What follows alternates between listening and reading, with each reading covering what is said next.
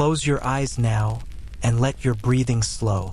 Feel the weight of the day lifting from your shoulders like morning mist burning away in gentle sunlight.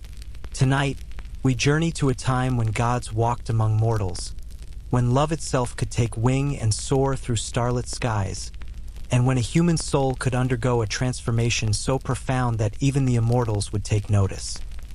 We're traveling back to ancient Greece, to a time of marble temples and olive groves, of oracles speaking in riddles and destinies woven by unseen hands.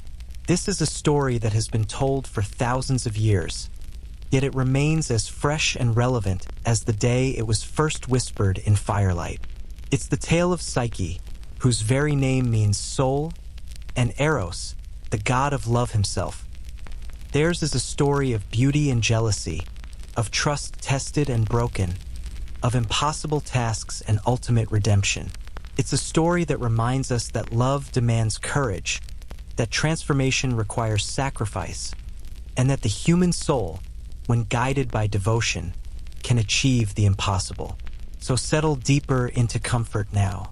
Let the world around you fade, and allow yourself to be carried, just as Psyche was carried by the gentle west wind, into a realm where the boundaries between mortal and divine grow thin, and where love itself becomes the greatest magic of all. In a time before memory, in a kingdom that has long since crumbled to dust beneath the Mediterranean sun, there lived a king and queen who were blessed with 3 daughters. The 2 eldest sisters were beautiful. There was no denying this. They had inherited their mother's graceful bearing and their father's kind eyes. Suitors came from neighboring lands to seek their hands, bringing gifts of precious metals and rare silks, and in time, both sisters married well. Their weddings were grand affairs, with celebrations that lasted for days, music that echoed through marble halls, and feasts that groaned under the weight of abundance. But it was the youngest daughter, Psyche, who possessed a beauty that transcended the merely human. Her face seemed to capture the very essence of perfection itself. Her eyes held depths that reminded one of the Aegean Sea at dawn, shifting between shades of blue and gray and green, reflecting light in ways that seemed almost otherworldly. Her hair cascaded down her back in waves of deep chestnut that caught the sun and transformed it into threads of burnished gold. When she smiled, it was as if the very air around her brightened, and when she moved through the palace gardens, she seemed to float rather than walk, her grace so natural and unaffected that it appeared effortless. Word of Psyche's extraordinary beauty began to spread beyond the kingdom's borders. At first, it was merchants who carried tales of her in their travels, speaking of her loveliness in marketplaces and port cities. Then came scholars and poets, each trying to capture in words what could scarcely be believed even when witnessed. Before long, pilgrims were arriving in ever-increasing numbers, drawn by curiosity and the all-too-human desire to gaze upon perfection made flesh. These visitors would stand in the palace courtyards, hoping for just a glimpse of the young princess. When she appeared, walking along the terraced gardens or crossing from one building to another, a hush would fall over the crowd. Some would weep openly, overcome by the beauty before them. Others would fall to their knees, pressing their foreheads to the sun-warmed stones. They brought offerings, just as one would bring offerings to a temple. Flowers woven into intricate wreaths, small vials of precious oils, carved figurines of ivory and wood, delicate jewels that caught the light. And here is where the trouble truly began. For you see, the people didn't just admire Psyche's beauty. They began to worship it. They began to whisper that surely she must be more than merely mortal. Perhaps, they said, she was Aphrodite herself walking among them in disguise. Or perhaps she was a new incarnation of the goddess, born to remind humanity of the power of beauty and love. Some even claimed that Psyche surpassed Aphrodite in loveliness, that the goddess of beauty herself had been outshone by this mortal girl. The temples of Aphrodite, which had once been filled with devotees burning incense and offering prayers, began to empty. The altars that should have been heaped with gifts stood bare. The priestesses found themselves with little to do, waiting for worshippers who no longer came. The sacred fires that should have burned continuously grew dim. And all the while, more and more people made pilgrimages to Psyche's kingdom instead, lavishing upon a mortal girl the reverence that should have been reserved for the divine. Far away, on the heights of Mount Olympus where the gods made their home among clouds and brilliant sunshine, Aphrodite noticed this shift in devotion. She noticed it with the keen awareness that comes when one's very essence is being diminished. For Aphrodite was not merely beautiful herself. She was beauty, the living embodiment of all that mortals found attractive and desirable. To have that essence challenged, to have worship diverted from her altars to those of a mortal, was not just an insult. It was a fundamental disruption of the cosmic order. Aphrodite's rage was terrible to behold. The sea from which she had been born began to churn with unprecedented violence, sending waves crashing against shores in places where the weather was otherwise calm. Sailors reported seeing strange lights dancing on the horizon. Dolphins, sacred to the goddess, beached themselves inexplicably on sandy shores. These were signs, though mortals couldn't yet read them, of divine fury building like a storm about to break. The goddess summoned her son, Eros, to her presence. Eros was no chubby infant as later artists would sometimes depict him, but a young god of breathtaking beauty in his own right, with powerful wings that could carry him across the world in moments. He was armed with a bow and arrows that held the power to make any being, mortal or immortal, fall desperately in love with the next creature they saw. These arrows were dipped in potions that caused irresistible passion, and Eros wielded this power with a sometimes mischievous, sometimes cruel enjoyment. "My son," Aphrodite said, her voice trembling with barely contained fury, "there is a mortal girl who has dared to steal what is rightfully mine. Her name is Psyche, and people are forsaking my temples to worship at the shrine of her beauty instead. This cannot stand. This insult must be answered."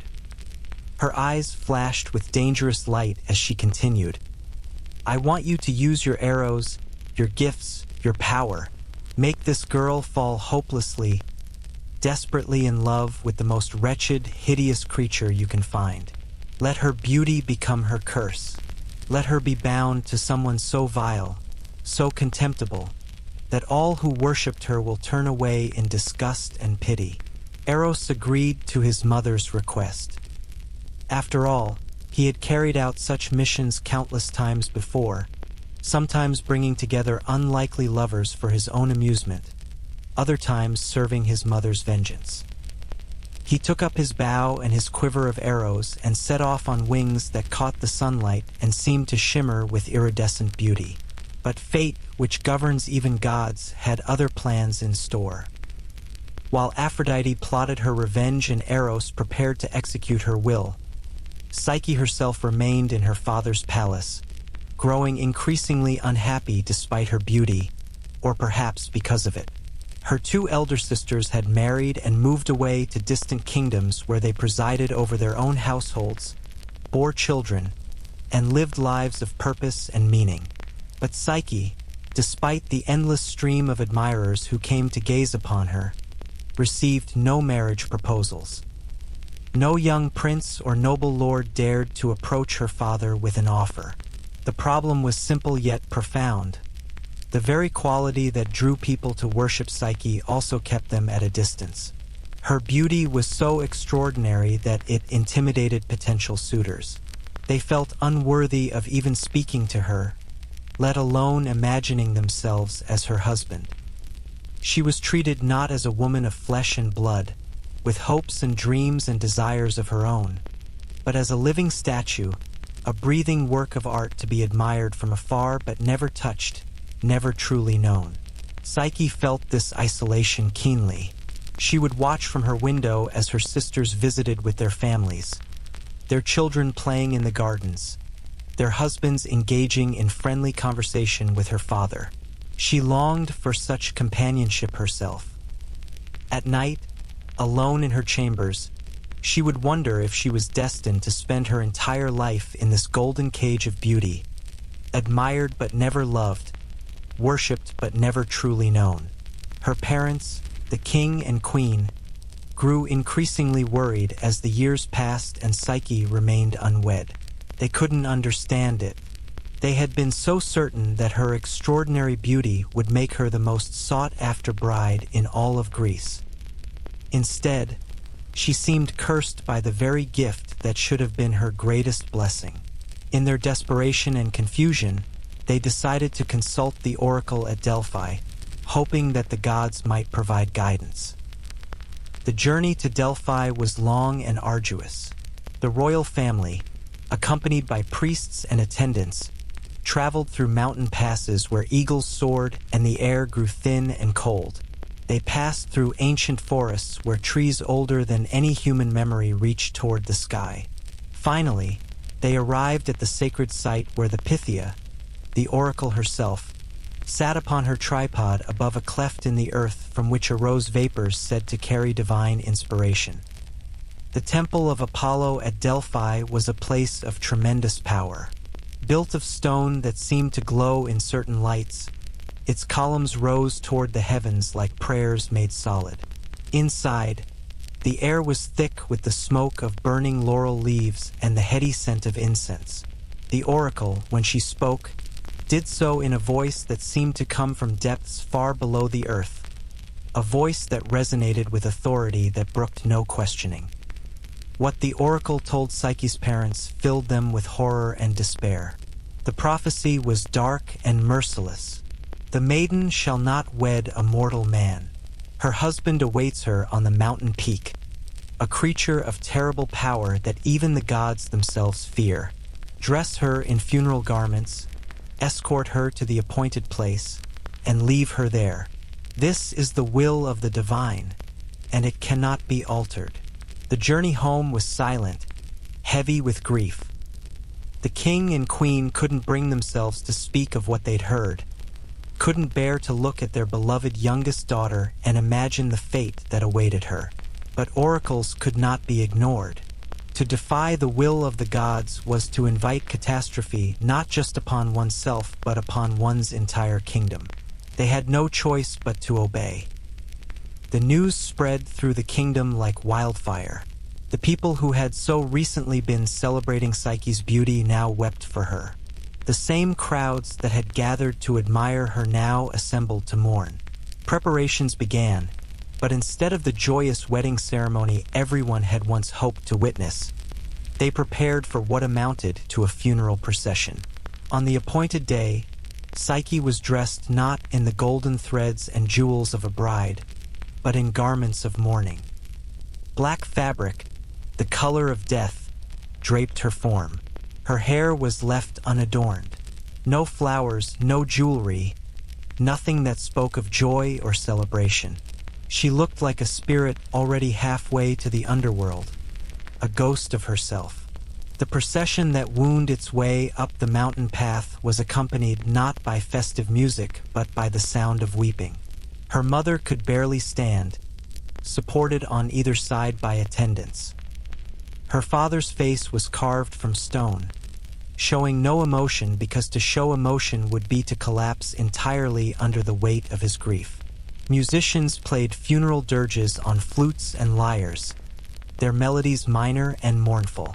Mourners beat their breasts and tore at their hair in the traditional signs of grief. Psyche herself walked in a kind of trance. She had accepted her fate with a resignation that was almost serene. Perhaps she thought this was the price of her beauty. Perhaps the gods demanded balance, and for every extraordinary gift came an equally extraordinary curse. She comforted her parents as best she could, even as her own heart broke. "Do not weep for me," she told them. "This is my destiny, spoken by the gods themselves. To fight it would be to invite greater suffering. Let me go to meet my fate with dignity." The mountain path grew steeper and rockier as they climbed. Eventually, they reached the appointed place, a high peak where the wind whipped fiercely and clouds gathered around them like living things. There was a flat outcropping of rock, exposed to the elements, with nothing but empty air on one side and the long drop down the mountainside on the other. This was where the oracle had directed them to leave her. With final embraces and final tears, Psyche's parents and the funeral procession began their descent, leaving her alone on that desolate peak. She stood there, buffeted by winds that tangled her dark hair and pressed her mourning garments against her body. The sun was setting, painting the sky in shades of orange and purple and deep crimson. Soon it would be dark, and she would be alone with whatever creature the gods had designated as her husband. Fear gripped her heart, but beneath that fear was something else, something almost like relief. At least this terrible waiting was over. At least now, whatever happened, she would no longer be trapped in the prison of her own beauty, worshipped but never loved. If death awaited her, so be it. At least in death, she would finally be free. She closed her eyes and waited. But death did not come. Instead, Psyche felt something strange and wonderful. A breeze, different from the harsh mountain winds, began to stir around her. It was warm and gentle, carrying with it the scent of spring flowers and sun-warmed grass. This was Cerberus, the west wind, and he came not as a brutal force but as a tender guardian. The wind grew stronger, but not fiercer. It felt almost like invisible hands supporting her, lifting her. Psyche's feet left the rocky ground, and instead of falling, she found herself rising, floating, held aloft by this miraculous breeze. All fear left her in that moment. There was something so gentle, so caring in the way the wind bore her up that she knew, somehow, she was not being carried to her doom. She soared through the twilight air, carried by Cerberus across valleys and over hills she couldn't see in the gathering darkness. The sensation was dreamlike, suspended between earth and sky, between what was and what was yet to be. Time seemed to lose all meaning. She might have been flying for minutes or for hours. She couldn't tell. All she knew was the sensation of movement, the rush of air, the feeling of being held by something invisible yet absolutely reliable. Finally, she felt herself descending, slowly and carefully, until her feet touched solid ground. The surface beneath her was soft, not rocky like the mountain peak. Grass, she realized, sweet-smelling grass, still warm from the day's sunshine. She stood there for a moment, getting her bearings, waiting for her eyes to adjust to the darkness. But as she looked around, she realized it wasn't completely dark at all. There was light, soft and golden, emanating from somewhere nearby. She turned toward it, and her breath caught in her throat at what she saw. Before her stood a palace unlike anything she had ever imagined, even in her wildest dreams. It seemed to materialize out of the darkness itself, or perhaps the darkness had simply hidden it until she was ready to see. The building was enormous, stretching in both directions farther than she could see in the dim light. But even in shadow, even at a distance, she could tell that this was no ordinary structure. On trembling legs, Psyche moved toward it. As she drew closer, more details emerged from the darkness. The palace walls were made of silver, polished so brilliantly that they caught and reflected the light of the emerging stars, transforming that faint celestial glow into something radiant and beautiful. The silver seemed almost liquid in its smoothness, rippling with light wherever she looked. Supporting the structure were columns of solid gold. Not gold-plated or gilded, but pure gold through and through, each one massive and perfectly proportioned. They rose from marble foundations toward a roof she could barely make out in the darkness overhead. The gold caught what little light there was and amplified it, creating a warm, welcoming glow that seemed to pulse with life. The entrance to the palace stood open, wide double doors carved from wood she couldn't identify. They were decorated with intricate inlays of precious stones. Sapphires that gleamed like captured pieces of sky, emeralds that held the green of deep forests, rubies that glowed with inner fire. The doors themselves stood at least 3 times her height, yet they hung on their hinges so perfectly balanced that they moved at the slightest touch, swinging open in complete silence. Psyche hesitated at the threshold. Every instinct told her that this place was divine, that no mortal hand could have created such beauty. And yet the doors stood open, welcoming, almost beckoning her inside. Taking a deep breath, she stepped across the threshold into the palace.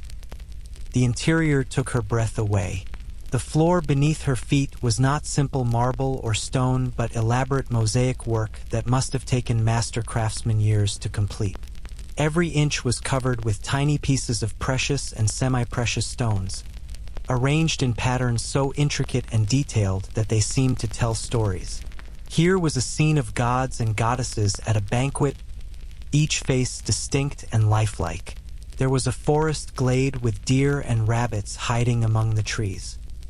Another section showed the sea in all its moods, from calm mirror-like surfaces to towering waves frozen forever in stone. The walls around her were indeed silver, but they weren't merely plain metal. They had been embossed with images of incredible artistry. Lions and eagles seemed ready to leap from the walls. Grapevines heavy with fruit wound their way along the surfaces, so realistic she almost felt she could pluck the grapes and taste their sweetness. Dolphins played in stone seas, and birds took flight across metal skies. The ceiling high above was carved from citron wood and ivory, inlaid with more gold, creating patterns that drew the eye upward and made the space feel infinite. Lamps hung on chains of wrought silver, though Psyche couldn't see any flame within them. Yet they glowed with a steady, warm light that illuminated everything without harsh shadows or dark corners. As she moved deeper into the palace, exploring one room after another, Psyche discovered that each space was more beautiful than the last. There was a great hall that could have held 1,000 people. Its walls hung with tapestries woven from threads so fine they seemed almost translucent. A library with shelves reaching to the ceiling, filled with scrolls and codices that contained, she somehow knew, all the wisdom of the ages. A music room where instruments of every kind stood ready to be played. Lyres and harps, flutes and pipes, drums and cymbals, all of them crafted with such care that they seemed to be works of art in their own right. She found bathing chambers with pools of water that steamed invitingly, though she saw no fire heating them. The pools were lined with mosaics of sea creatures that seemed to move in the rippling water. Fresh flowers floated on the surface, filling the air with perfume. Soft robes of the finest linen hung on golden hooks, waiting to be worn. There were gardens within the palace itself, open to the sky but protected from wind and storm by clever architecture. These gardens held plants and flowers from every corner of the world. Roses that bloomed in impossible colors, orchids that filled the air with intoxicating scent, fruit trees heavy with apples and pears and plums and other fruits she couldn't name. Fountains splashed musically, their water crystal clear and cool. Birds sang from the branches, though she never saw them, only heard their melodies. And through it all, as Psyche explored this impossible, beautiful place, she began to realize something extraordinary. She was not alone. She couldn't see anyone, but she could sense presences around her. Invisible servants, she gradually understood, who moved through the palace attending to every detail, anticipating every need before she could even articulate it. As she stood in the great hall, marveling at everything around her, a voice spoke from thin air. It was gentle and melodious, a woman's voice that held warmth and kindness. "Welcome, mistress," the voice said. This palace and everything within it belongs to you. We are here to serve your every wish and desire. You need only speak, and it shall be done." Psyche spun around, looking for the speaker, but saw no one. Who are you?" she asked, her voice trembling slightly. "We are your servants," came the reply, and now Psyche realized there were many voices, speaking in harmony. "Do not be afraid. We cannot be seen, but we are here and we are real. This is your home now. You are safe here. You are treasured here." Another voice, this one lower and warmer, added, "You must be weary from your journey. Let us prepare a bath for you. Let us bring you food and drink. Let us show you to your chambers where you can rest." And so they did. Though Psyche never saw them, the invisible servants guided her to the bathing chambers. She found herself gently urged into the warm, perfumed water. Invisible hands washed her hair with scented oils, massaged her tired muscles, dried her with towels so soft they felt like clouds. They dressed her in a robe of silk that felt like wearing air itself, so light and comfortable it was barely noticeable. They led her to a dining chamber where a table had been set with foods that made her realize how hungry she had been. There were fruits so ripe and perfect they seemed to glow with inner light.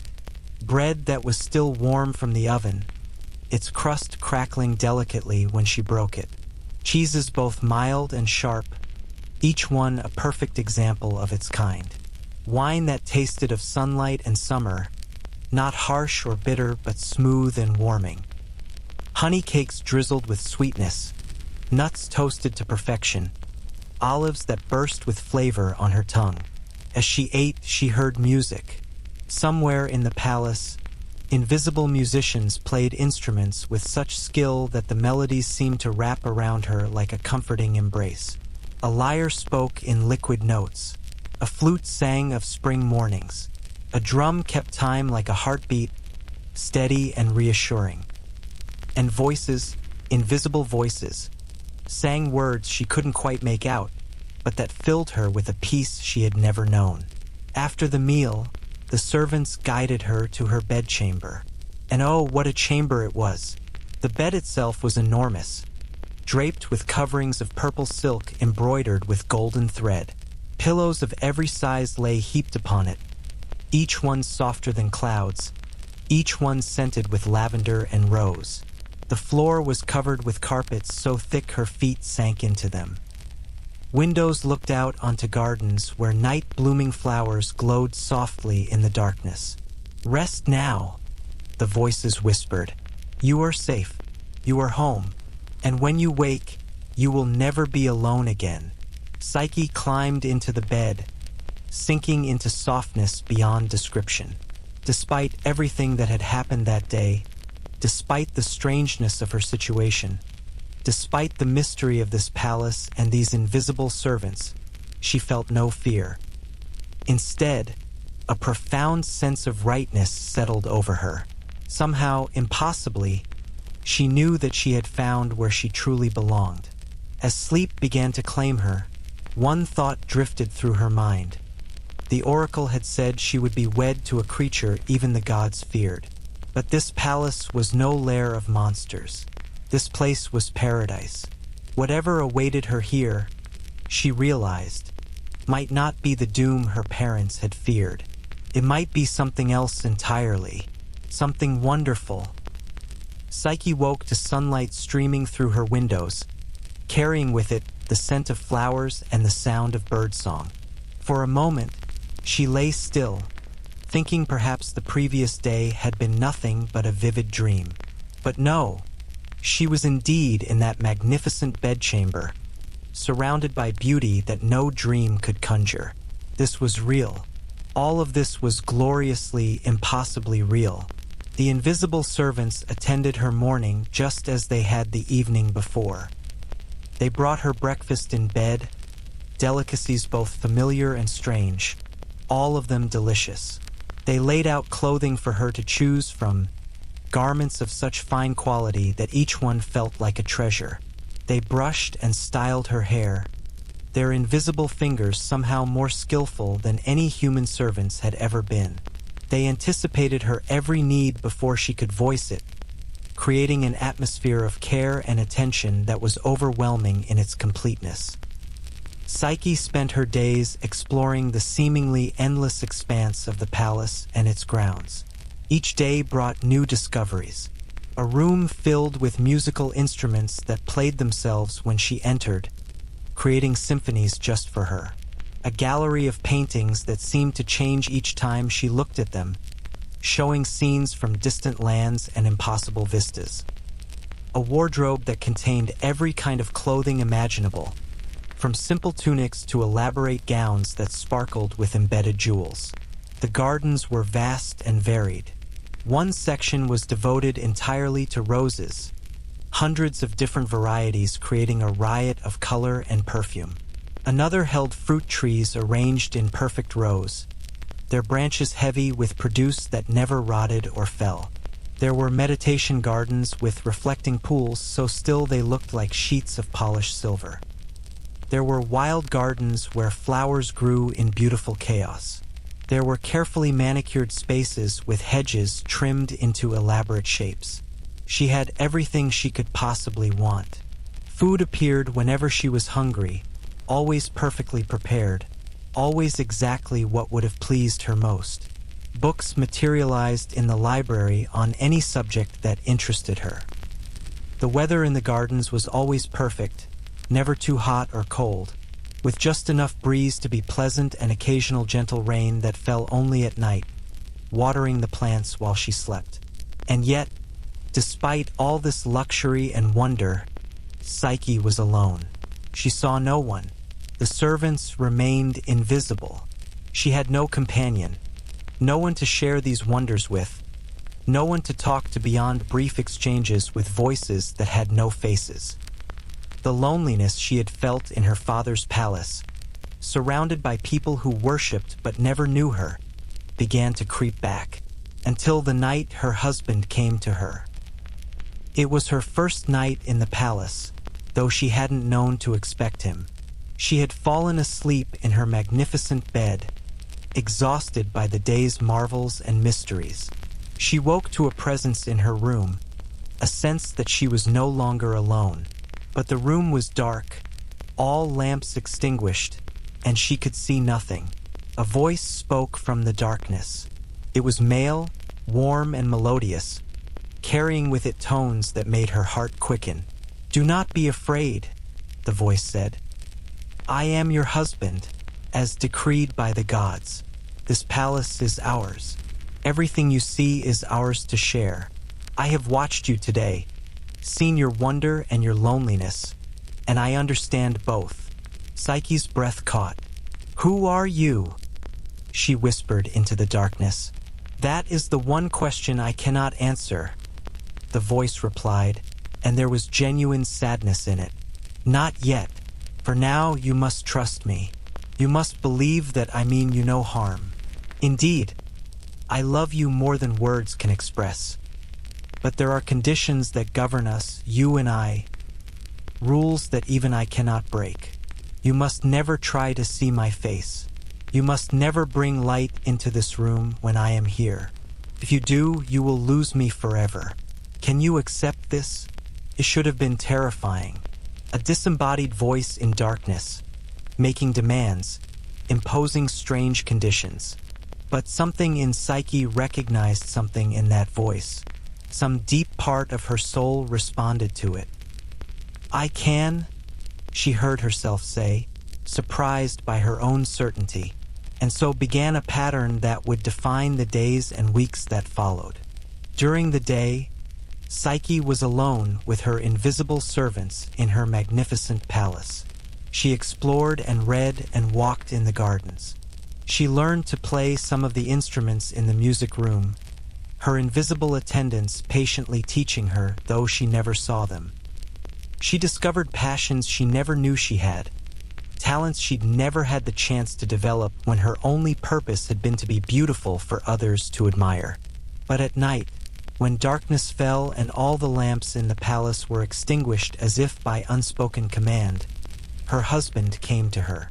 He came always in complete darkness, and she never saw him, never even caught a glimpse. But oh, how she came to know him in other ways.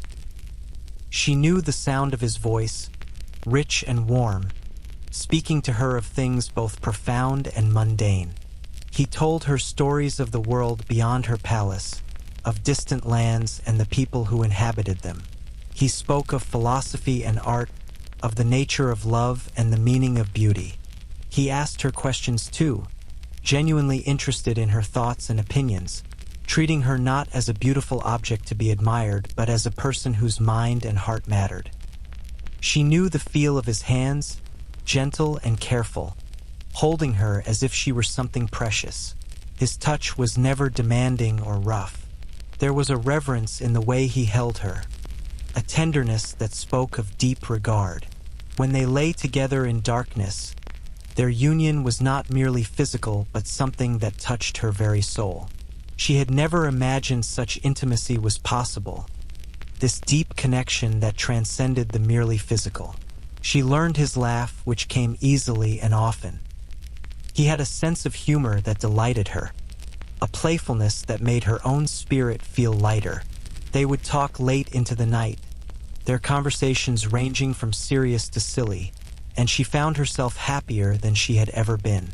This mysterious husband in darkness knew her better than anyone in the sunlit world ever had. "Tell me about yourself," she would ask him. "Tell me about your life, your family." He would deflect gently but firmly. "My life is here with you now.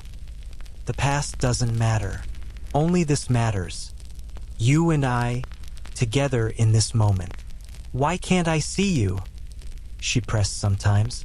"What harm could it possibly do? More than you can imagine." He would reply, his voice heavy with sorrow. "There are forces at work beyond either of us. Divine commands that I cannot disobey. Please, my love, trust me. One day, perhaps, you will understand everything. But for now, this is how it must be." And Psyche did trust him. As days turned to weeks and weeks to months, her love for her mysterious husband grew deeper and richer. She no longer even felt the urge to see him. The darkness that had once seemed like a barrier became a space of pure intimacy, where vision was unnecessary because they could sense each other in ways that transcended sight. Her days became full of purpose and joy. In the mornings, she would wake alone but never lonely, because she knew that nightfall would bring her husband's return. She filled her time with activities that engaged her mind and spirit. She studied scrolls in the library, learning about history and natural philosophy. She practiced music until she could coax beautiful melodies from instruments that had once seemed impossibly complex. She tended the gardens herself sometimes, finding joy in the simple act of nurturing growing things. She discovered that the invisible servants were not just automatons following commands, but beings with their own personalities. She learned to distinguish between them by the subtle differences in their voices, to recognize which servant was particularly skilled at helping her choose clothing, which one sang most beautifully while cleaning the halls, which one had the best advice about which books in the library she might enjoy. And at night, in the sanctuary of darkness, she discovered depths of love she had never known existed. Her husband taught her that true intimacy was about far more than seeing or being seen. It was about trust and vulnerability, about sharing one's deepest self with another person. In the darkness, stripped of visual distraction, they connected in ways that went straight to the essence of who they were. "I've never been so happy," she confessed to him one night, nestled in his arms. "Everything I have ever wanted, I have here with you. I don't need anything else. I don't even need to see your face. I know you by your voice, your touch, your presence. That's enough. That's everything." He held her closer, and she could feel his relief. "I was afraid," he admitted, "that you would hate the conditions imposed on us, that you would resent the darkness, the mystery, but you've embraced it with such grace. You've taught me that love can flourish even under the strangest circumstances. Love grows where it's nurtured, she replied, and you've nurtured me. You've given me more than material luxury, though that is wonderful. You've given me intellectual companionship. You've given me respect and consideration. You've made me feel valued for who I am, not just for how I look. How could I not love you for that? They lay in comfortable silence for a while, wrapped in darkness and in each other. Then he spoke again, his voice serious. Psyche, I need to warn you about something. Your family believes you dead. They grieve for you, and your sisters particularly will, when they learn otherwise, come to visit. They will be curious about your life here, about your husband. You must be very careful. You must not let them persuade you to break our one rule. Do you understand? My sisters? Psyche sat up, surprised and delighted. They'll come here? I can see them again. If you wish it, yes. I won't keep you from your family. But please remember what I've said. They may not understand what we have. They may try to make you doubt. Promise me you'll be careful. I promise, Psyche said, but she couldn't quite keep the excitement from her voice. As much as she loved her husband and her new life, she missed her family terribly.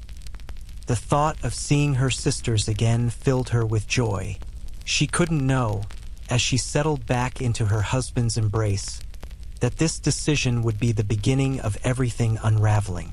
She couldn't know that love and trust, no matter how deep, could still be tested beyond endurance. She couldn't know that the paradise she had found was about to be lost. For now, she was simply happy, wrapped in darkness and in love, believing that nothing could ever disturb the perfect peace she had found. She was wrong. The sisters arrived several weeks later, summoned by Zephyrus the West Wind, who bore them gently to the enchanted valley just as he had carried Psyche. They came still dressed in the dark colors of mourning, their faces drawn with grief that transformed to shock and joy when they saw Psyche alive and well, standing at the entrance to her magnificent palace. The reunion was everything Psyche had hoped for. Tears flowed freely as the three sisters embraced, their cries of happiness echoing through the marble halls. They held each other for long moments, unable to speak through their emotions, simply grateful beyond measure to be together again after believing they would never meet in this life. But once the initial joy subsided and the tears were wiped away, Psyche's sisters began to notice their surroundings. And with that notice came something darker, something that would poison what should have been a purely happy occasion. Psyche led them on a tour of the palace, unable to contain her pride and excitement. She showed them the great halls with their golden columns and silver walls. She brought them to the music room where invisible instruments played celestial melodies. She guided them through the galleries of art, the libraries filled with ancient wisdom, the bathing chambers with their steaming pools of perfumed water. She led them into the gardens where impossible flowers bloomed in eternal spring. With each new wonder, her sisters' expressions grew more complex. Amazement was there, certainly. Wonder, yes. But threading through these genuine reactions was something else entirely. Envy, bitter and corrosive. They looked at the splendor surrounding them and thought of their own palaces, which had seemed so grand but now felt shabby by comparison. They thought of their own husbands, good men certainly, but mortal men with mortal concerns and mortal limitations. The invisible servants brought delicacies for the visitors to enjoy. Food appeared as if by magic, perfectly prepared and beautifully presented. Wine of exceptional quality flowed into goblets of crystal. Everything was effortless, abundant, magnificent. Psyche's sisters ate and drank, their minds working furiously beneath forced smiles. "Sister," the eldest said carefully, after they had finished their meal and settled in a comfortable sitting room. "This is all very impressive, but tell us, who is your husband? Where does such wealth come from? How did you come to be here when we left you on that mountain to die?" Psyche's smile faltered slightly. She had known this question would come, but she had hoped to delay it. "My husband is... he's wonderful," she said, choosing her words carefully. "He's kind and intelligent, and he loves me very much." "But what does he look like?" pressed the younger sister. "Is he as handsome as all this wealth would suggest? Surely such a magnificent home belongs to a prince among men, or perhaps a king. Tell us about him." Psyche hesitated.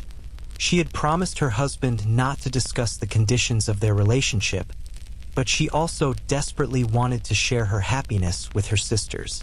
He's young and handsome," she improvised quickly. "He spends his days hunting in the mountains. That's why he's not here now. He's out pursuing game." It was a lie, and not a particularly good one, but it was the best she could manage on the spot. Her sisters seemed to accept it, though something in their eyes suggested they didn't entirely believe her. The visit continued pleasantly enough on the surface. They walked more through the gardens. They watched as the invisible servants prepared chambers for them to rest in. They marveled at the luxury of it all. But Psyche could sense something had shifted in how they looked at her.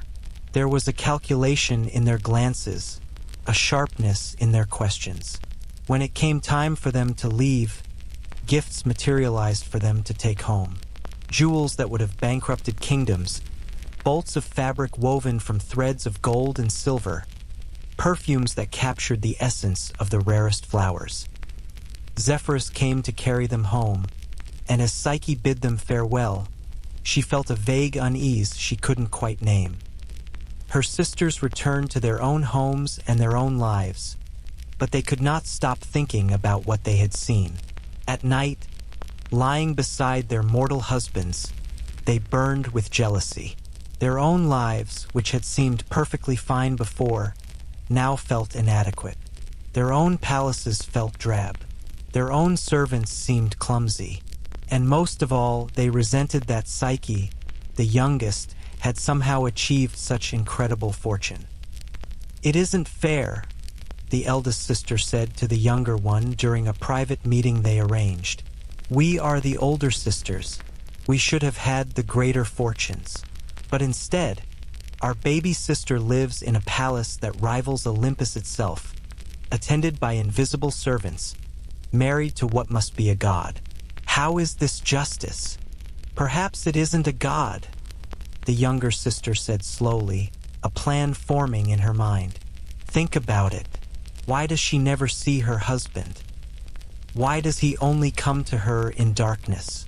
What if the oracle was right? What if he truly is some kind of monster, and this palace is just a beautiful trap?" The idea took root in both their minds, fed by envy and watered by resentment. By the time they arranged their next visit to Psyche's palace, they had convinced themselves they were actually trying to help their sister, to save her from a terrible fate she was too naive to recognize. When they returned, their demeanor had changed. They were less openly admiring, more questioning. Over a meal prepared by the invisible servants, they began their campaign to plant doubt in Psyche's mind. "Sister," the eldest began, with false concern coloring her voice, "we've been worried about you since our last visit. We kept thinking about what you told us about your husband, and something about it doesn't add up." "What do you mean?" Psyche asked, immediately defensive. "Last time you said he was young and handsome, a hunter," the younger sister continued. "But this time you mentioned he was often away on business, traveling to distant lands. Which is it? And why all the secrecy? Why haven't we met him?" Psyche flushed, caught in her contradictory lies. I was mistaken before. I'm sorry, I was confused." Her sisters exchanged meaningful glances. Confused? Or are you not being told the truth yourself? The eldest leaned forward, her voice dropping to a concerned whisper. Psyche, think about it. You've never seen your husband's face. He only comes to you in total darkness. He forbids you to look at him. Why would any normal man demand such a thing? The oracle said you would be married to a creature even the gods fear, the younger sister added. What if that prophecy was true? What if this creature, this monster, has enchanted you, made this beautiful prison to keep you docile while he fattens you up, perhaps, for some terrible purpose? That's ridiculous, Psyche protested, but her voice lacked conviction. Hearing her own situation described in such stark terms made it sound absurd, sinister even. Why hadn't she questioned more? Why had she simply accepted this bizarre arrangement? Is it ridiculous? Pressed the eldest. Think about it. What kind of husband refuses to let his wife see him? What is he hiding? The most likely explanation is that he is hiding something truly terrible. A monstrous appearance. A hideous form. Maybe he is a serpent, as the oracle suggested. Maybe he is something even worse. You don't know him like I do, Psyche said desperately. You haven't heard him speak, haven't felt his touch. He's kind and loving and gentle. Serpents can be gentle too, the younger sister said darkly. Right up until they strike. And think, sister, why would this creature need to be so careful, so secretive, unless he knew that if you saw his true form, you would flee in horror? You need to see him, the eldest declared with finality. For your own safety, you need to know the truth of what you've married.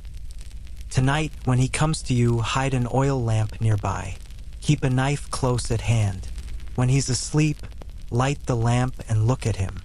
If we're wrong and he's truly the handsome man you believe him to be, then no harm is done. But if we're right, if he is indeed some kind of monster, then you can defend yourself.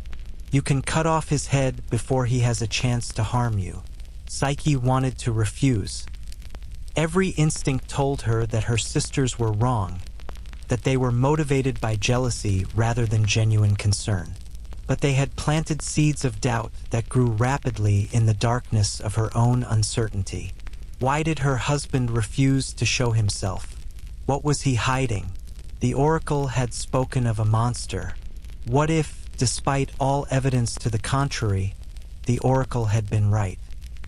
That night, after her sisters had departed with more rich gifts and false tears of concern, Psyche prepared to betray the one rule her husband had given her.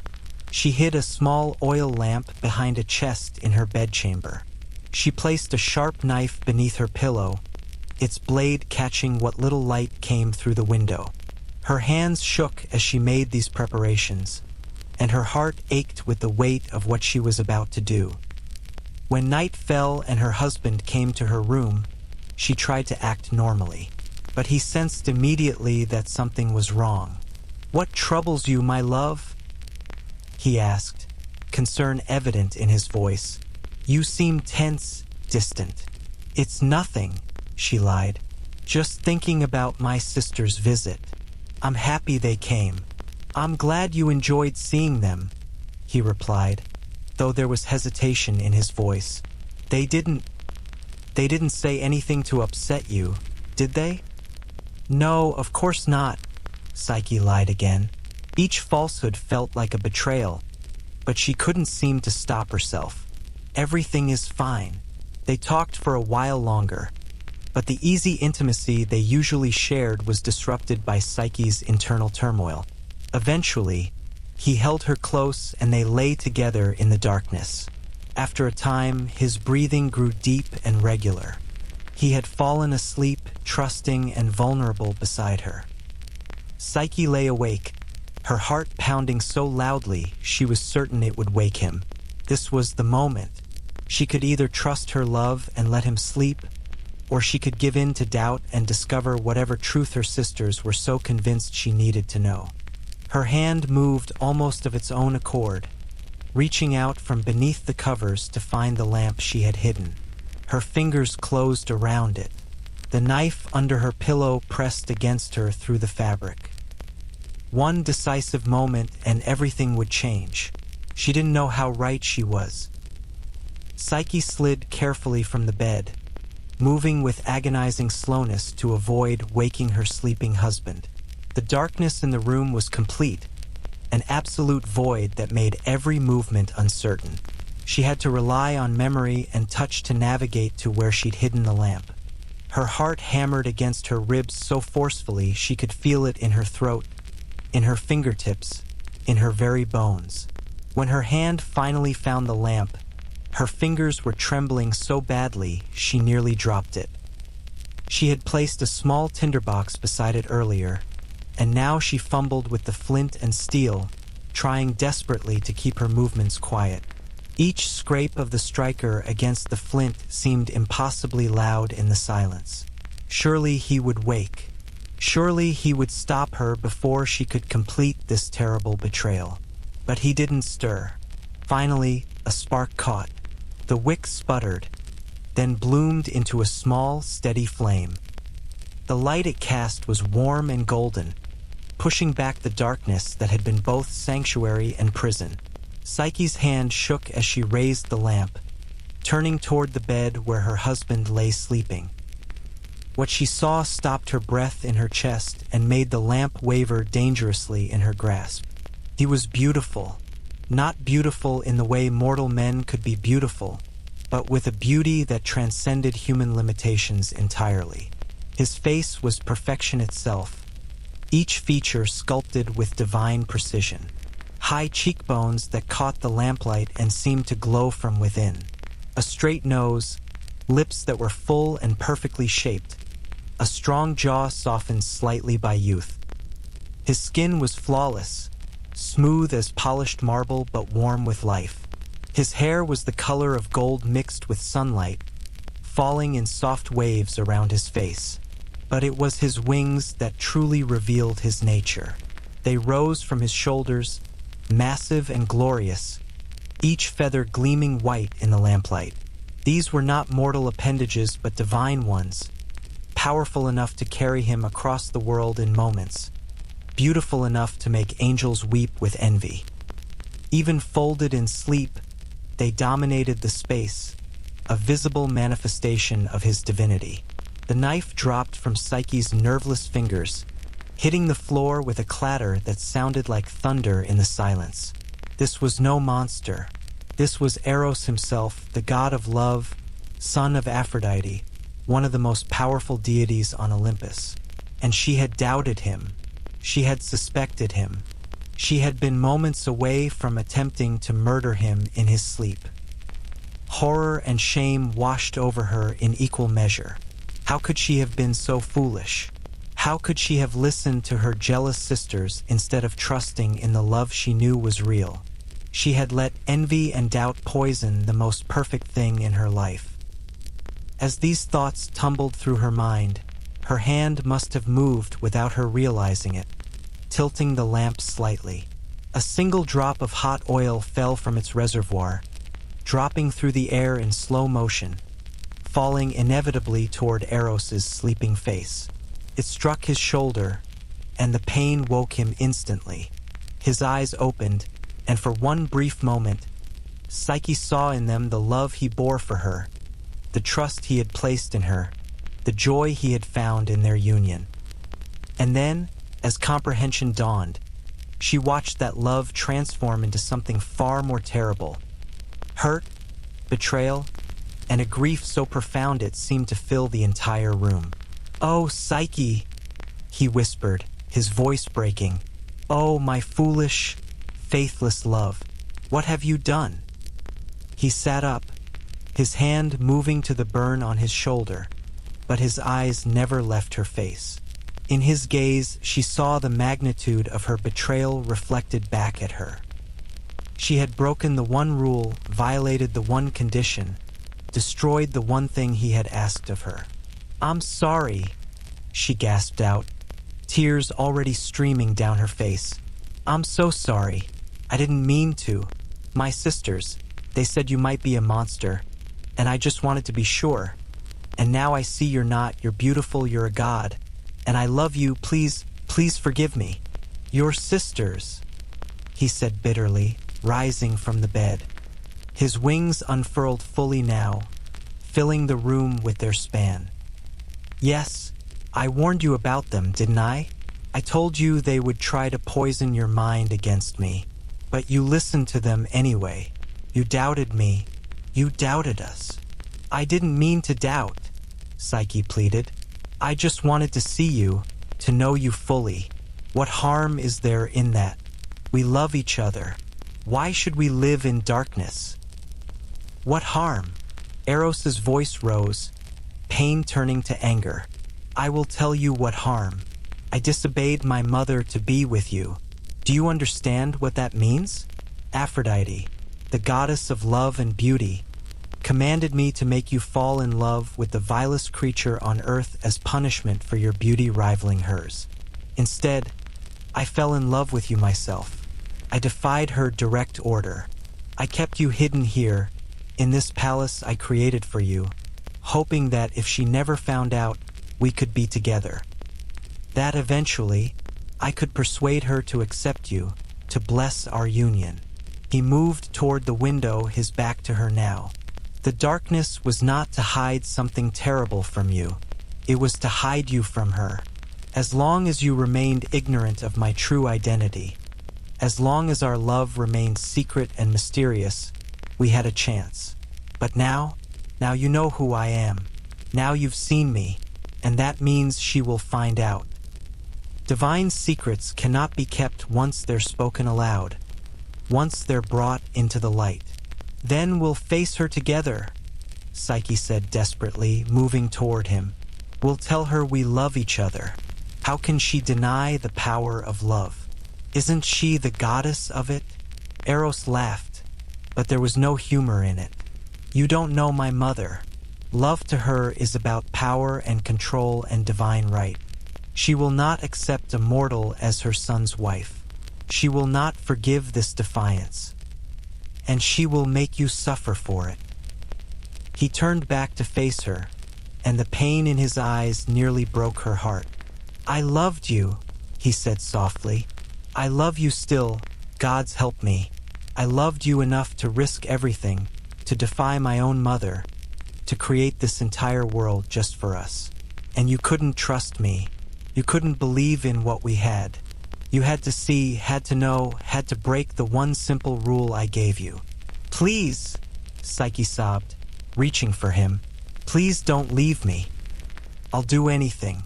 I'll face any punishment. Just don't leave me.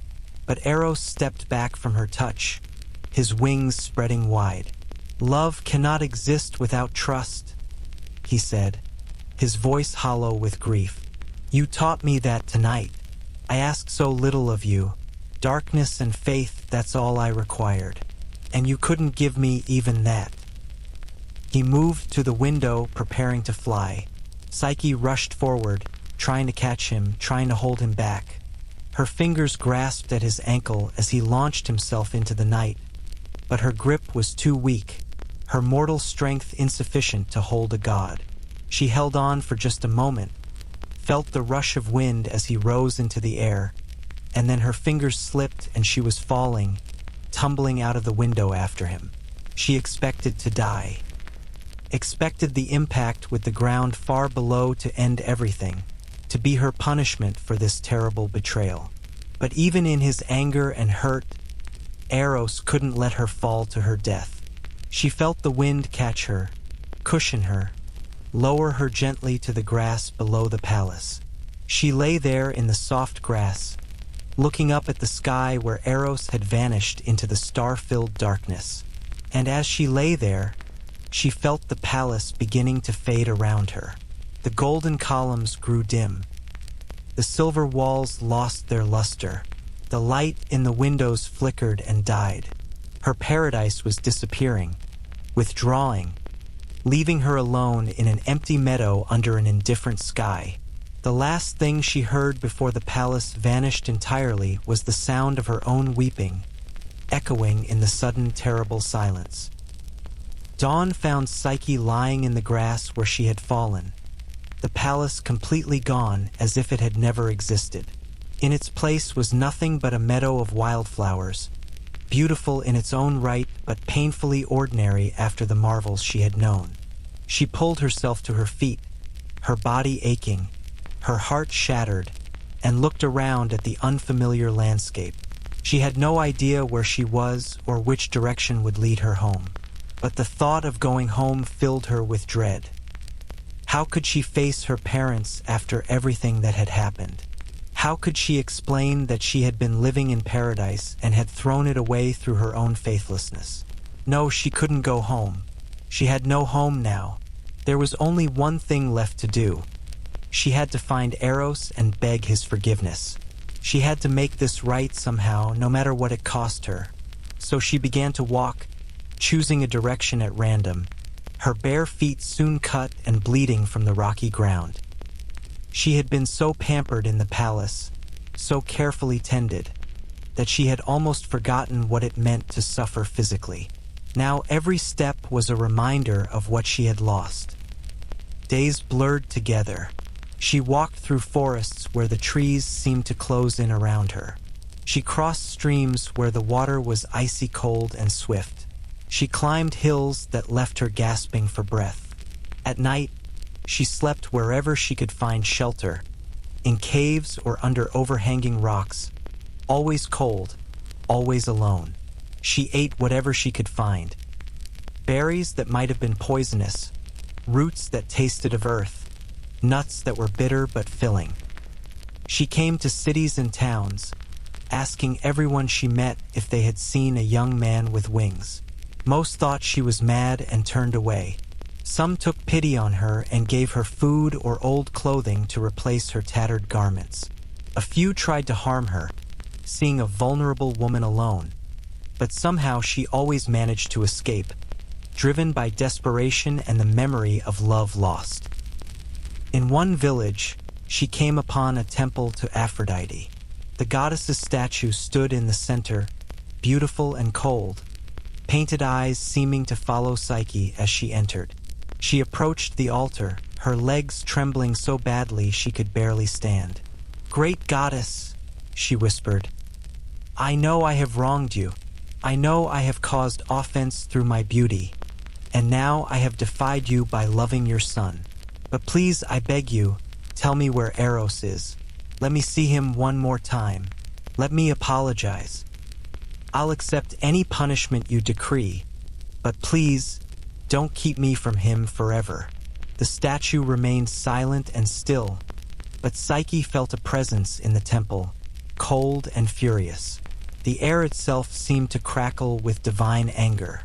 And then, shockingly, the goddess appeared in person, materializing before the altar in all her terrible beauty.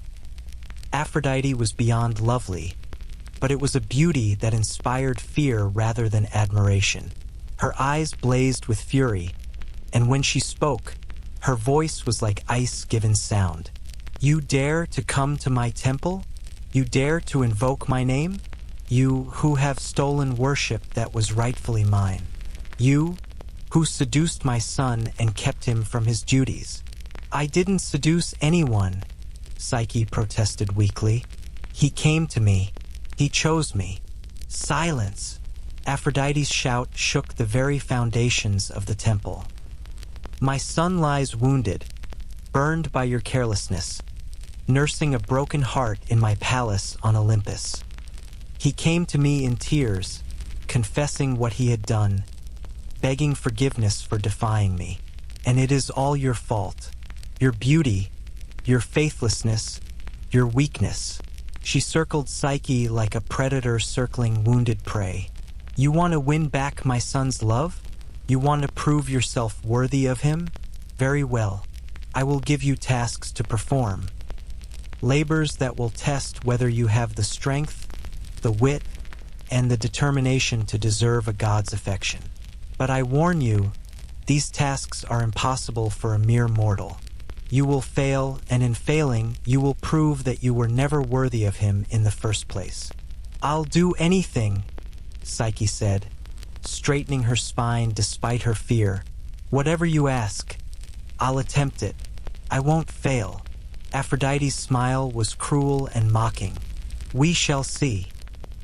The first task seemed simple enough when Aphrodite first described it, though the goddess's smile suggested otherwise. She led Psyche to a vast storehouse attached to her temple, and when the doors were thrown open, Psyche's heart sank. Inside was a mountain of grain and seeds, piled higher than 3 men standing on each other's shoulders. But it wasn't just one type of grain. No, Aphrodite had mixed together wheat and barley, millet and poppy seeds, chickpeas and lentils, beans and vetch, and a dozen other varieties into one enormous, chaotic heap. "Sort them," Aphrodite commanded. "Every seed separated from every other kind, arranged in neat piles by type. And you must finish before nightfall, or you will be punished for your failure." With those words, the goddess departed, leaving Psyche alone with this impossible task. Psyche stared at the mountain of seeds, and despair threatened to overwhelm her. How could any person, working alone, sort such an enormous quantity before sunset? It would take weeks, months, even working day and night without rest. It was truly impossible. She sat down on the floor and put her face in her hands, trying not to cry. She had promised herself she would be strong, that she would face whatever challenges Aphrodite set before her. But this was designed to make her fail from the very start. As she sat there in her misery, she felt something tiny crawling on her hand. She looked down and saw an ant, its small body barely the size of a grain of wheat. Then she saw another ant and another. They were emerging from a crack in the wall, an entire colony of them, marching toward her in orderly lines. One ant, slightly larger than the others and moving with clear authority, climbed up her arm and somehow made itself understood. "We have seen your tears," it seemed to say, though whether she heard actual words or simply understood its meaning, she couldn't say. "We know your sorrow. We know the injustice of this task. You showed kindness in that palace, even when you couldn't see those who served you. You spoke gently to invisible servants, treated them with respect. We remember. We will help you." And help they did. The ants swarmed over the enormous pile of grain, each one picking up a single seed and carrying it to the appropriate pile.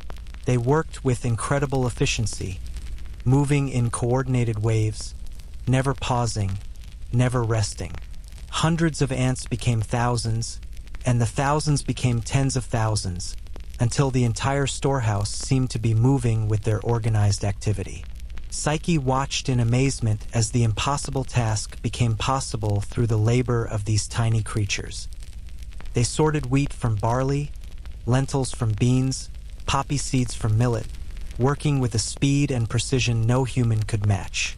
As the sun moved across the sky, the chaotic mountain diminished while neat, organized piles grew in orderly rows.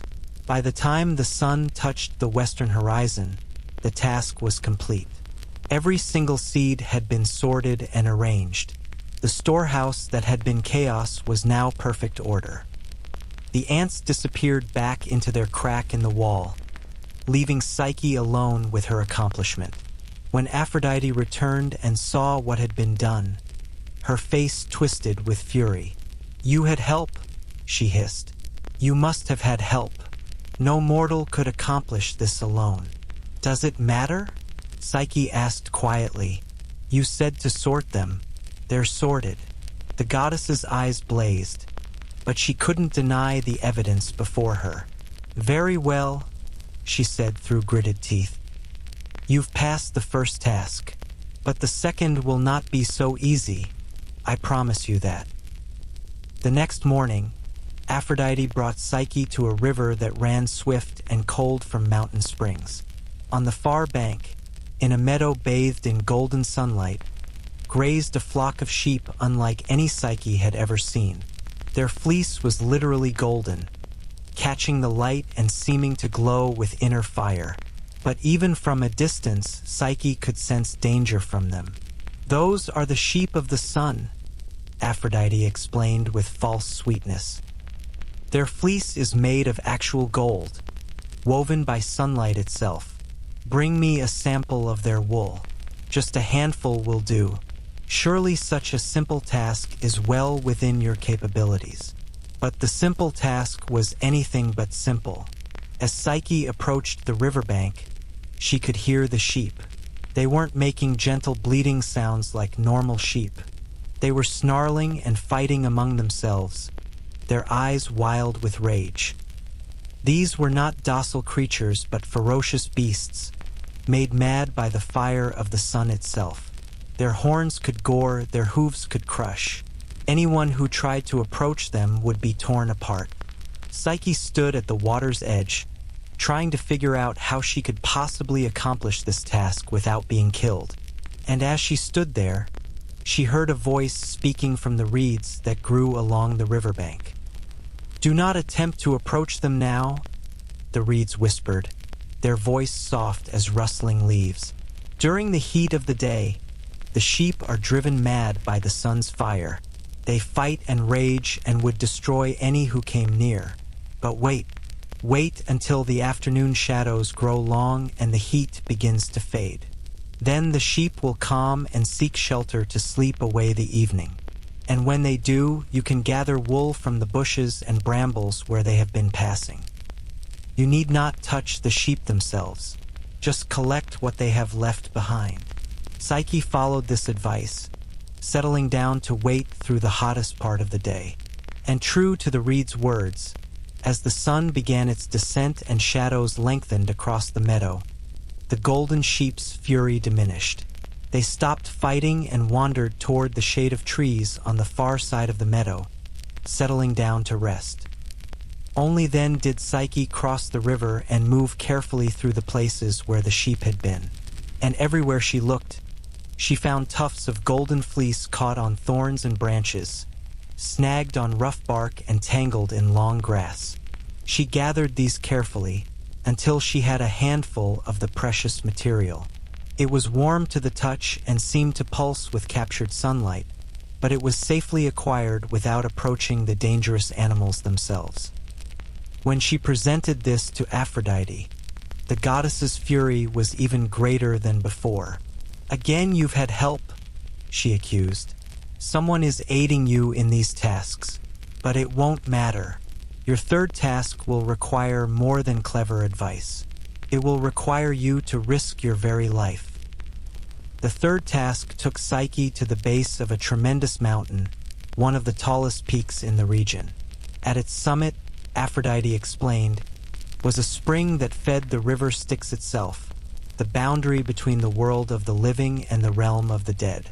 The water cascaded down from impossible heights, falling in a torrent so fierce that spray rose like mist around it. "Fill this flask with water from that spring," Aphrodite commanded, handing Psyche a small crystal vessel. "It must come directly from the source, not from any lower point in the falls." Psyche began to climb. The path was treacherous, barely more than a goat track on the steep mountainside. Rocks crumbled beneath her feet, and more than once she nearly fell. As she climbed higher, the air grew thinner and colder. Her lungs burned with each breath, and her legs trembled with exhaustion. Finally, she reached a point where she could see the spring itself, high above on a sheer cliff face. There was no way to climb up to it. The rock was smooth and vertical, offering no handholds. And even if she could somehow scale it, the falls themselves were guarded by dragons, their serpentine forms coiled around the rocks, their eyes gleaming with predatory intelligence. Psyche collapsed on a narrow ledge, defeated. This truly was impossible. No mortal could scale such a cliff, past such guardians, to reach that spring. She had come so far, accomplished so much, only to fail now when she was so close. As she sat there in despair, a shadow fell over her. She looked up and saw a magnificent eagle circling above, its wingspan so vast it momentarily blocked out the sun. The great bird descended, landing on the ledge beside her with surprising grace. "I know who you are," the eagle said, for of course it could speak. It was no ordinary bird but a messenger of Zeus himself. "I know what you attempt and why, and I see in you a spirit worthy of respect. Give me your flask. I will fill it for you." Before Psyche could protest or even thank the creature, the eagle snatched the crystal vessel in its talons and launched itself upward. It soared past the dragons, which didn't dare attack a bird sacred to the king of the gods. It reached the spring at the cliff summit, dipped the flask beneath the sacred waters, and returned with the prize. When Psyche presented the filled flask to Aphrodite, the goddess actually screamed in frustration. "This is impossible. How are you accomplishing these tasks? What power aids you?" "Perhaps," Psyche said quietly, "the same power that brought your son and me together in the first place. Perhaps love itself is helping me." "Love?" Aphrodite spat the word like a curse. "Very well. Since you speak of love, let us see if love can save you from your final task. This one will take you to a place even love cannot penetrate. This one will take you to the land of the dead itself." For the fourth and final task, Aphrodite's cruelty reached new heights. She produced a small golden box, ornate and beautiful, sealed with dark wax. "You must take this box to the Underworld," the goddess commanded. "Find Persephone, queen of the dead, and ask her to place a small portion of her beauty inside this box. Tell her it is for me, as I have worn myself out caring for my wounded son and require some of her immortal radiance to restore myself." Psyche stared at the goddess in horror. "The Underworld? You want me to descend to the realm of the dead? No living person can make that journey and return." "Exactly," Aphrodite said with a cold smile. "This task is impossible, as I always intended. But you've had help with your previous tasks, haven't you? So perhaps you'll find help with this one as well. Or perhaps you'll simply die in the attempt, which would also solve my problem nicely." Psyche took the box with trembling hands. She had faced impossible challenges before, but this was different. This was a journey to the land from which no traveler returns. This was death itself she was being asked to confront. She left Aphrodite's temple and walked until she found herself at the edge of a town.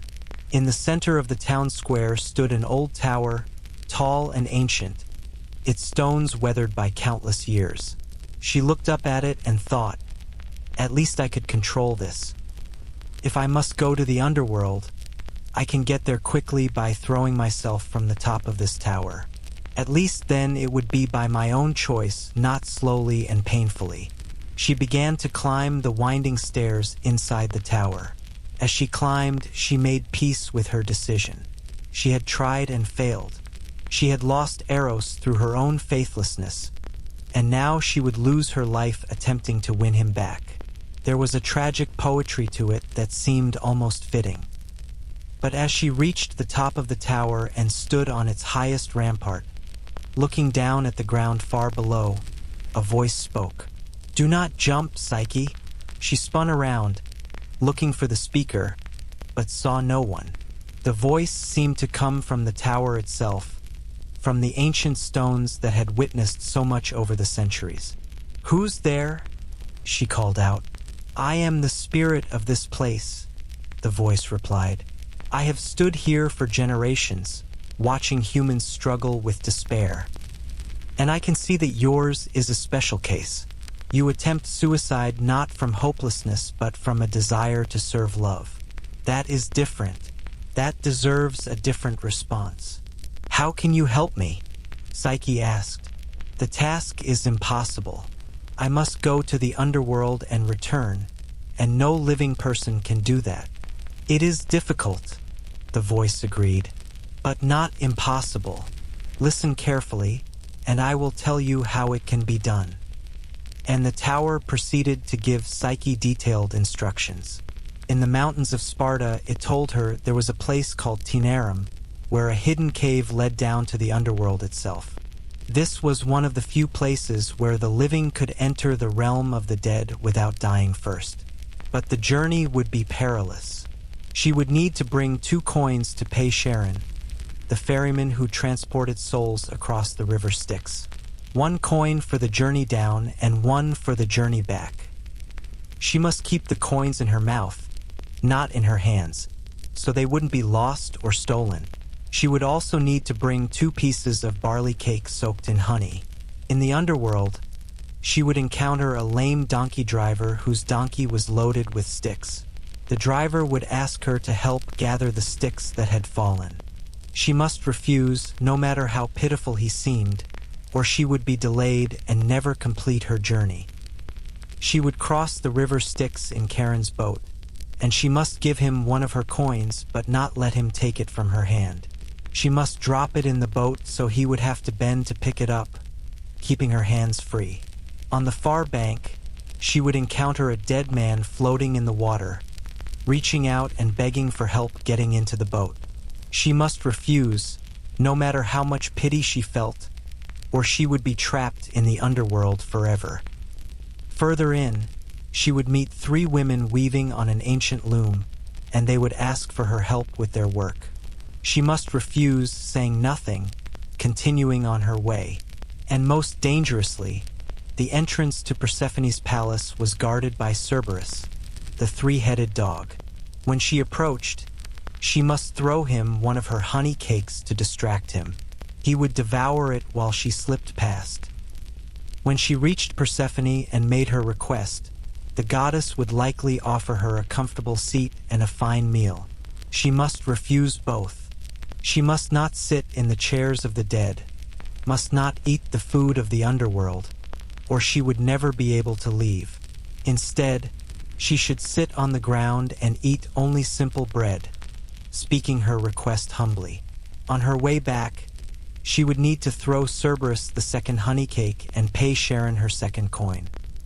And most importantly, the tower warned, she must under no circumstances open the box that Persephone would give her.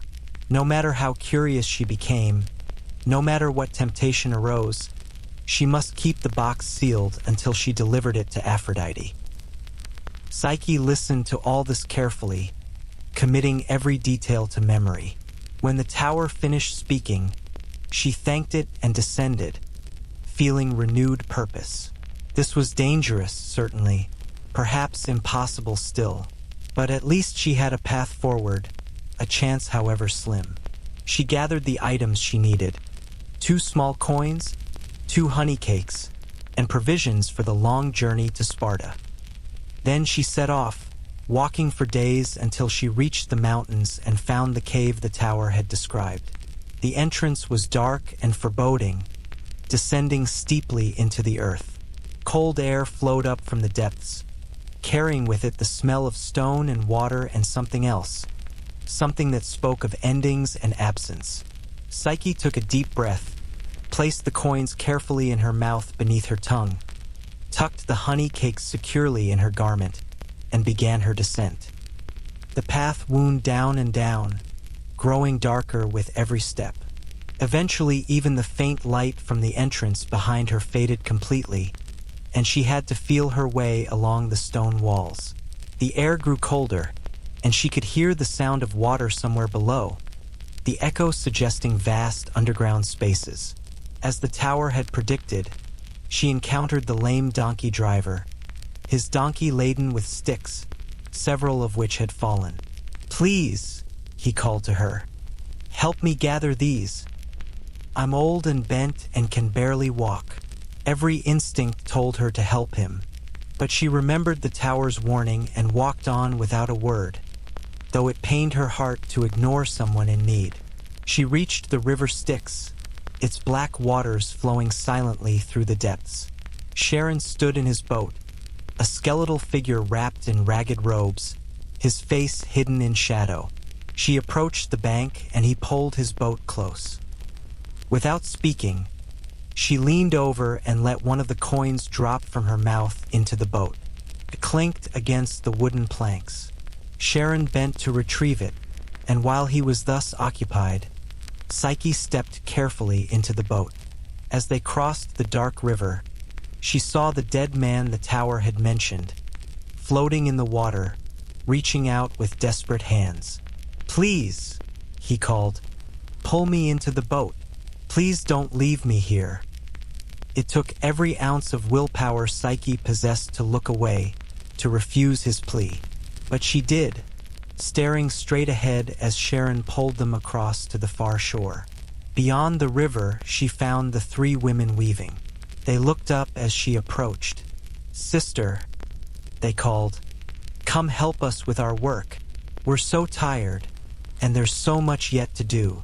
Psyche kept walking, her jaw clenched, refusing to look at them or acknowledge their request. And then, ahead in the darkness, she heard the growling. Three voices growling, low and menacing, echoing off the stone walls. Cerberus. She pulled out one of her honey cakes and held it ready. The three-headed dog materialized from the shadows, each head snarling, showing teeth like daggers. But when Psyche threw the honey cake, all three heads lunged for it simultaneously, fighting over the treat.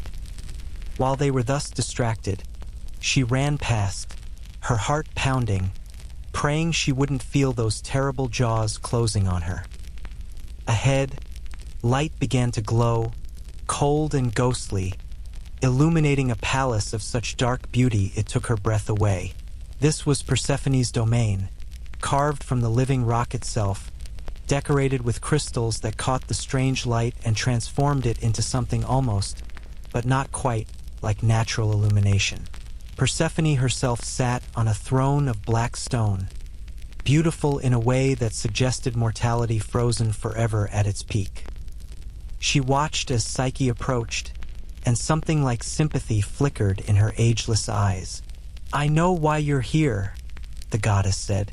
"Aphrodite's spite reaches even to this dark place.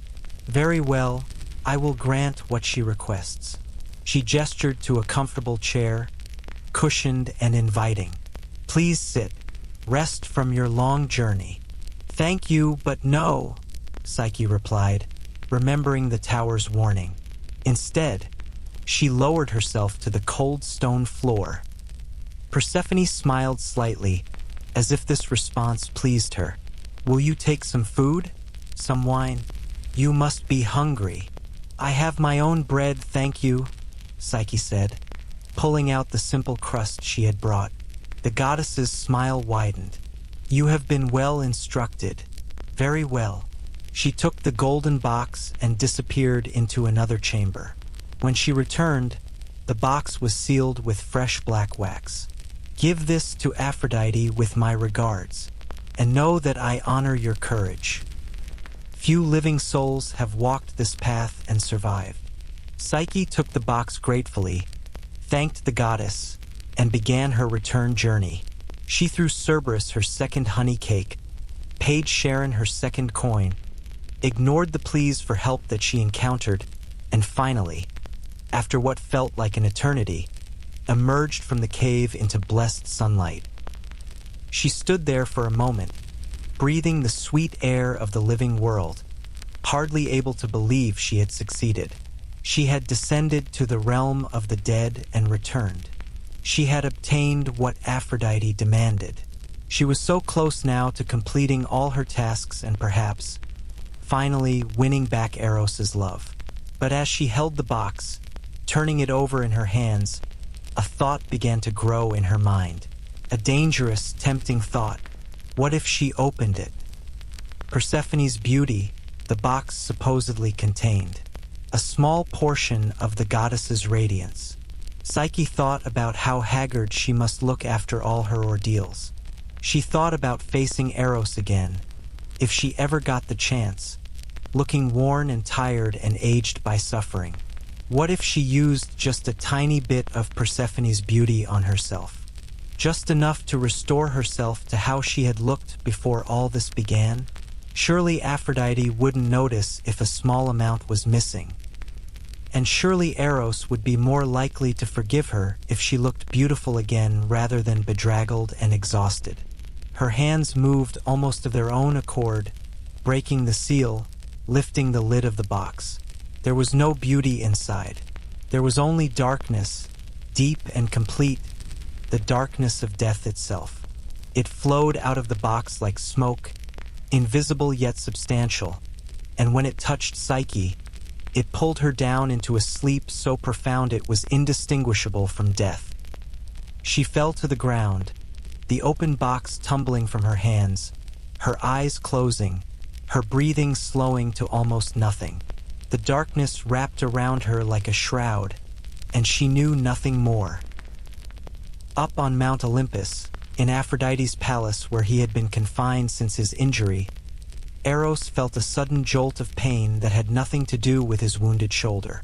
It was a pain that struck directly at his heart, a sensation of loss so profound it drove him to his feet despite his mother's commands to rest.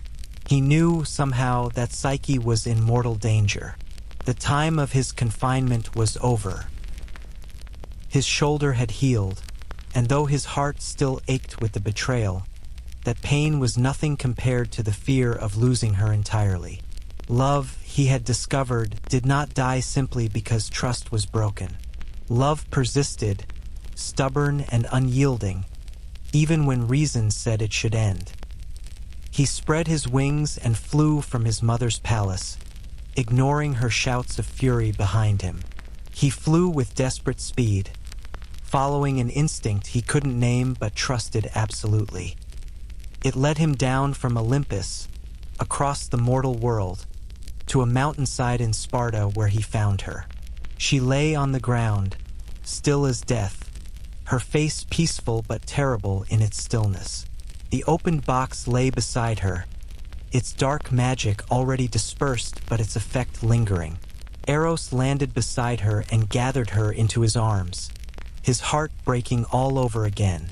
"Oh, my foolish, curious love," he whispered, tears falling onto her pale cheeks. "Even now, even after everything, you couldn't resist, could you?" But he loved her for that curiosity, for that insatiable need to know and understand. It was part of who she was, this brave, flawed, beautiful mortal who had stolen his heart so completely. He reached up and pulled one of his arrows from his quiver, not one of the love arrows but a different kind, one that carried the essence of awakening and renewal. He pricked her with it gently and spoke a single word, "Wake!" The death sleep's grip loosened. Color returned to her face. Her breathing deepened. Her eyelids fluttered and opened, and she found herself looking up into the face she had last seen by lamplight, the face she had betrayed and lost. "Eros," she whispered, hardly daring to believe he was real. "You impossible woman," he said, but there was laughter in his voice alongside the tears. "You couldn't follow one simple instruction, could you? Not about seeing my face, not about leaving the box sealed. Do you have any idea how thoroughly you've complicated my life?" "I'm sorry," she said, the tears coming now. "I'm so sorry for everything. I know I don't deserve forgiveness. I know I broke your trust. But please believe that I love you. I've loved you from the beginning, and I've never stopped. And I will love you until the day I truly die." He held her closer. "I know," he said softly. "I know you love me, and I know I should be angry with you still. But I can't be. I've been miserable without you. I've been half alive at best. And when I felt you slipping away just now, when I thought I might truly lose you forever, I realized that I would rather have you, flawed and faithless and curious as you are, than live without you for another moment." "But your mother," Psyche started to say. "Let me worry about my mother," Eros said firmly. "I am a god, and it's time I acted like one rather than like an obedient child. Come, we're going to Olympus." He gathered her in his arms, sealed the box that had caused so much trouble, and took flight. They rose into the sky, higher and higher, until the mortal world fell away beneath them and they entered the realm of the gods. Olympus was everything Psyche had imagined and more. Palaces of white marble gleamed in eternal sunshine. Gardens bloomed with flowers no mortal eye had ever seen. The air itself seemed to shimmer with divine power. Eros carried her directly to the greatest palace of all, the throne room of Zeus himself. The king of the gods sat upon his throne, massive and imposing, his eyes holding the wisdom of ages and the power of storms. Around him stood the assembled deities. Hera beside him, Athena with her owl, Poseidon with the scent of the sea still clinging to him, and more gods and goddesses than Psyche could count. And there, her face twisted with fury, stood Aphrodite. "Father Zeus," Eros said, his voice ringing with authority that surprised even himself, "I come before you and the assembled gods to make a petition. This mortal woman, Psyche, has endured trials that would have broken most immortals. She has faced impossible tasks and completed them all. She has descended to the underworld itself and returned. She has proven her worth, her courage, and her love. I ask that you grant her immortality so that she may stand beside me as my equal, as my wife, for all eternity." "This is outrageous," Aphrodite burst out. "She is a mortal. She defied me. She stole my son. I will not allow." "Enough," Zeus said, and the single word carried such power that even Aphrodite fell silent. The king of the gods studied Psyche for a long moment, his gaze seeming to pierce through to her very soul. "You have suffered greatly," he said finally. "For love you have endured what few mortals could. For love you have faced death itself and returned. Aphrodite, your son chose well, though he chose unwisely at first. This woman has proven herself through ordeal and suffering. Who are we to stand in the way of such devotion?"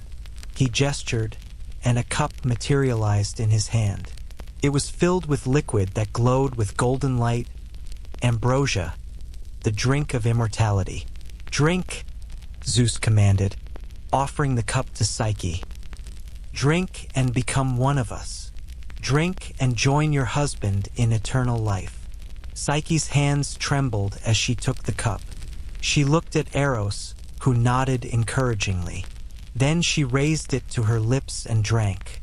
The ambrosia was sweet beyond description, warm as sunlight, filling her with power and light. She could feel it transforming her from within, rewriting her mortal nature into something divine. When the transformation was complete, she no longer felt the aches and pains of her journey. Her weariness vanished, replaced by vitality that seemed infinite. And most wonderfully, from her back emerged wings, beautiful and powerful, matching Eros's own. "It is done," Zeus declared. "Let no god or goddess speak against this union. Eros and Psyche are wed in the sight of all Olympus, and their marriage is blessed by divine decree." Even Aphrodite, faced with Zeus's direct order, could not protest further. She looked at her son and his new wife, and perhaps, just perhaps, the smallest hint of acceptance flickered in her eyes. The celebration that followed was legendary even by divine standards. Apollo played his lyre, creating music so beautiful it moved even the most cynical gods to tears. Dionysus brought wine that flowed like rivers. The muses sang of love eternal. The Graces danced, their movements perfect and joyous. All the gods and goddesses of Olympus joined in the festivities, celebrating not just a wedding but the triumph of love over adversity, of devotion over doubt, of persistence over impossibility. Eros and Psyche stood at the center of it all, hand in hand, finally able to look at each other fully, completely, without darkness or secrets between them. He was beautiful and she was beautiful, but more importantly, they saw each other. They knew each other. They loved each other, not despite their flaws, but with full knowledge of them. I never imagined happiness like this was possible, Psyche whispered to her husband as they danced beneath stars that seemed to have arranged themselves in celebration. Neither did I, Eros replied. I thought I understood love, thought I could define and control it, but you taught me that love is bigger than any god's comprehension. It demands courage and faith and forgiveness. It requires us to be vulnerable and strong at the same time. I betrayed your trust, Psyche said, still feeling the weight of that moment. And I forgave you, Eros said simply, because love that can't survive mistakes isn't love at all. It's just infatuation. What we have is deeper.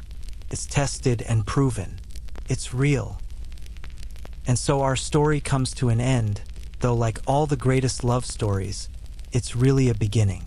For Eros and Psyche, their trials were over, but their eternal life together was just beginning. For us, their story remains, a reminder that love is never simple but always worthwhile, that trust once broken can be rebuilt, that the human soul is capable of more than we imagine, and that when we are guided by love, even impossible tasks become achievable. Let it remind you that we all have tasks that seem impossible, betrayals that feel unforgivable, losses that seem permanent. But like Psyche, we have within us reserves of courage and devotion we don't know we possess until they're tested. And like Eros, we have the capacity to forgive, to see beyond the moment of hurt to the larger truth of love. Sleep now, peaceful and content, knowing that the story of the soul and love will continue to unfold in countless lives, in countless ways, for as long as humans draw breath and dream of connection that transcends the ordinary. If you enjoyed this journey through mythology, remember to like this video and subscribe to History Sleep Stories.